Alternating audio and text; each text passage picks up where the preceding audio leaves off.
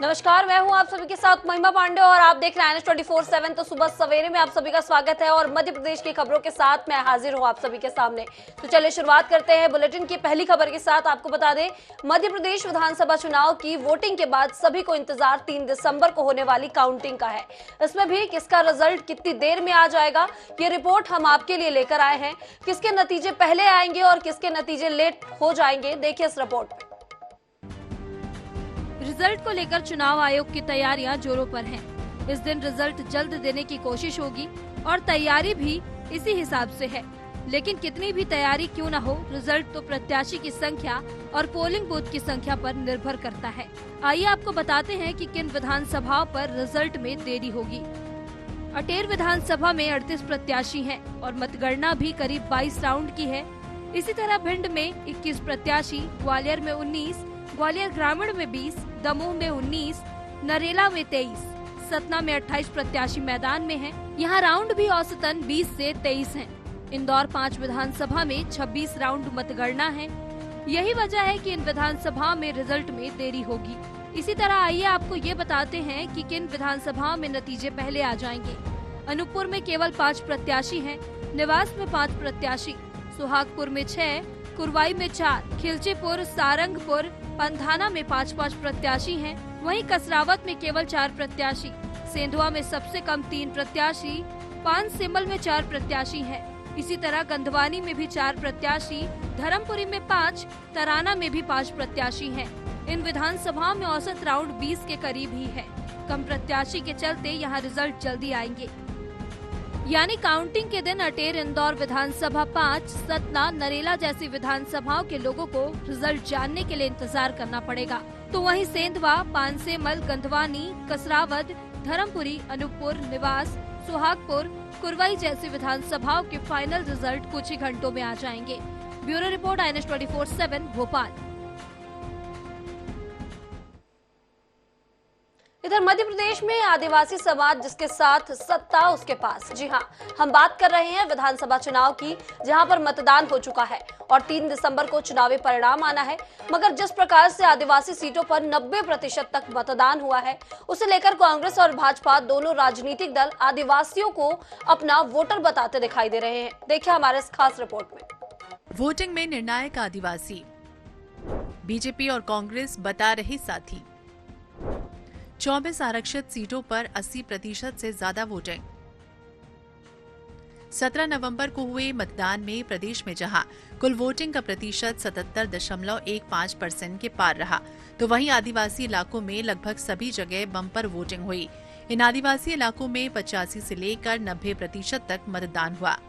आइए आपको बताते हैं 2023 में आदिवासी क्षेत्रों में टॉप 10 वोटिंग वाले इलाके कौन कौन से रहे हैं।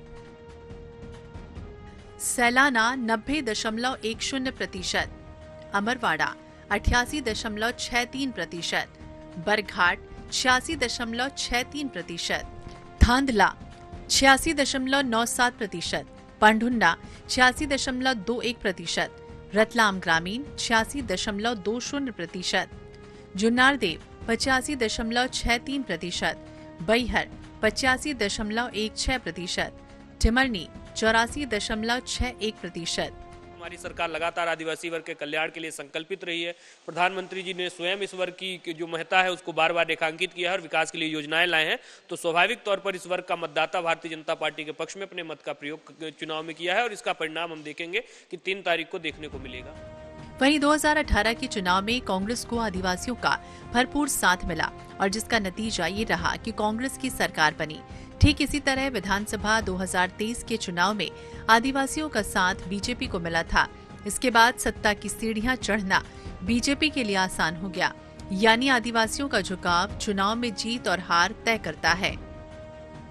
यही वजह रही कि आदिवासी इलाकों में सत्ताधारी बीजेपी और कांग्रेस ने पूरी ताकत झोंक दी। पीएम मोदी, अमित शाह से लेकर शिवराज सिंह चौहान के कई दौरे हुए, जबकि कांग्रेस की तरफ से प्रियंका गांधी और राहुल गांधी के दौरे इन इलाकों में जिस तरह से रखे गए उसमें खास तौर से फोकस नजर आया। आदिवासियों ने देखा कि ये वही भाजपा सरकार है, वही नेता है जिन्होंने हमारे मुंह पर खड़े होकर पेशाब की। आदिवासियों ने देखा ये वही भाजपा नेता है जो हमको चप्पलों से पीटते हो, हमारे शरीर पर मल मलते हैं। तो जो वोट हुआ है आदिवासी सीटों पर ये बदलाव के लिए वोट हुआ है। और उनको मालूम है कि कांग्रेस पार्टी पिछले कई सालों से हमारी हितैषी रही, उन्होंने हमारे विकास के लिए काम किया है, इसलिए उन्होंने अपना पूरा आशीर्वाद माननीय कमलनाथ जी के नेतृत्व में कांग्रेस पार्टी को दिया है। भाजपा तैयारी कर ले, कितने इवेंट कर ले, लेकिन आदिवासी उनको नकार चुका है। बहरहाल महिला वोटर के बाद अब आदिवासी वोटर प्रदेश में गेम चैलेंजर की भूमिका निभा रहे हैं। प्रदेश में एसटी आरक्षित 47 सीटों में से 24 सीटों पर तो 80% से ज्यादा वोटिंग हुई। न सिर्फ 47 सीटों पर बल्कि 25 उन सीटों पर बम्पर वोटिंग हुई जहां आदिवासी वोटर 25 से 40 हजार के बीच हैं। यानी इस बार भी आदिवासी वोटर गेम चेंजर की भूमिका में हैं। अब देखना होगा कि आदिवासी वर्ग सत्ता की चाबी किस राजनीतिक पार्टी के हाथ में सौंपती है। INH 24/7 के लिए भोपाल से दिनेश शुक्ल की रिपोर्ट। मध्य प्रदेश विधानसभा चुनाव में इस बार आचार संहिता उल्लंघन के मामले बढ़े हैं।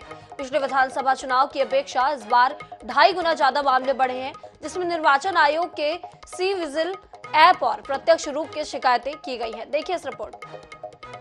देश में 5 साल पहले हुए विधानसभा चुनाव 2018 में आचार संहिता उल्लंघन की 3,990 शिकायतें मिली थीं, जबकि इस बार विधानसभा चुनाव 2023 में 11,257 शिकायतें आदर्श आचार संहिता तोड़ने की मिल चुकी हैं।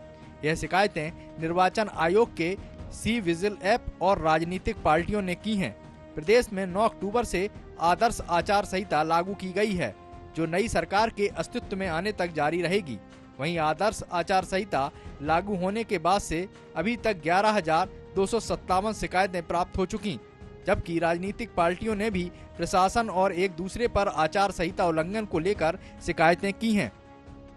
देखिए, विधानसभा के चुनावों के दौरान जिन अधिकारियों और कर्मचारियों ने जो प्रक्रियाएं होती हैं, जो नियम कायदे होते हैं, उनका न्यायोचित ढंग से पालन नहीं किया, कहीं पर वह अपनी पद की जो गरिमा होती है उसके विपरीत आचरण करते हुए नजर आए, तो इन तमाम चीज़ों के विरोध में भारतीय जनता पार्टी ने निर्वाचन आयोग को अपनी शिकायतें दर्ज कराई है और स्वाभाविक तौर पर इस पर निर्वाचन आयोग न्यायोचित कार्रवाई करेगा। हमने किसी अधिकारी के ऊपर कुंठा से प्रेरित होकर के अथवा दुर्भावना पूर्वक ये शिकायतें नहीं की हैं। इसके पीछे ठोस तथ्य हैं और उसी के आधार पर यह शिकायतें की गई हैं और स्वाभाविक तौर पर इसके गुण और दोष को जांचने के बाद चुनाव आयोग निष्पक्ष तरीके से कार्रवाई करेगा।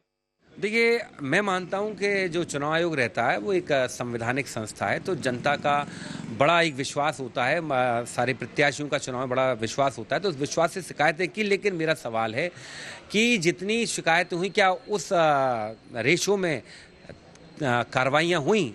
गोविंद राजपूत साहब 25-25 हज़ार रुपये खुले तौर पर बांट रहे थे, उन पर कार्रवाई हुई नहीं हुई ये सबको मालूम है। खुले तौर पर चुनाव लड़े वो, ये बताता है कि मानता हूँ अगर जनता शिकायत कर रही है, अगर प्रत्याशी शिकायत कर रहा है, तो उसी रेशो में उन पर कार्रवाई भी तुरंत होना चाहिए। बहरहाल निर्वाचन आयोग ने प्रदेश विधानसभा चुनाव 2023 में आदर्श आचार संहिता का कड़ाई से पालन कराया जा सके, साथ ही नागरिक की आदर्श आचार संहिता के उल्लंघन की तुरंत शिकायत कर सके, इसके लिए सी विजिल ऐप तैयार कराया गया है। इसी ऐप पर पिछले विधानसभा चुनाव 2018 में भी शिकायतें हुई थीं। वहीं ये शिकायतें बढ़कर अब 2.5 गुना हो गई हैं, जिस पर आयोग ने कई का तुरंत निराकरण भी किया है। दिनेश शुक्ल, INH 24/7 भोपाल।